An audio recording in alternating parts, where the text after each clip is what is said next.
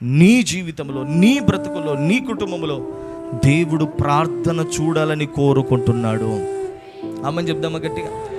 దేవుని బిడ్డలారా, ఒక మాట, ఒకసారి లోతు బయట నిలబడినటువంటి దేవదూతలను, అక్కడ దూతలు అంటే వాళ్ళు ప్రభు అని రాయబడి బయటనే ఉంటామంటారు, లేదయ్యా లేదయ్యా లేదయ్యా నీ కాళ్ళ వేలపడి బతిమిలాడి రాగానే వాళ్ళ కాళ్ళను నీళ్లతో కడిగాడట.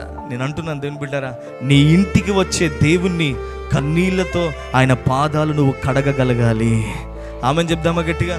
నువ్వు మోకరించి కూర్చోగానే నా దేవుడు నీ ఎదుట ప్రత్యక్షమవుతాడు. ప్రత్యక్షమైన ప్రతిసారి నీ కన్నీళ్లతో దేవుని పాదాలు కడగలిగితే రోజు రోజు రోజు రోజు రోజు రోజు నీ జీవితం మారిపోవడం నువ్వు చూస్తావు. రోజు రోజు నీ సమస్యల నుంచి బయటకు రావడం చూస్తావు. రోజు రోజు నీ బలహీనతల నుంచి బయటకు రావడం చూస్తావు. రోజు రోజు నీకున్నటువంటి ఆ చుట్టూ అలుముకున్న పరిస్థితుల నుంచి నువ్వు విడుదల పొందడం నువ్వే గమనించగలుగుతావు. ఆమె చెప్పు గట్టిగా. నువ్వెంత ప్రార్థన చేస్తావో అంత మహిమగల కార్యాలు నువ్వు చూడబోతున్నావు.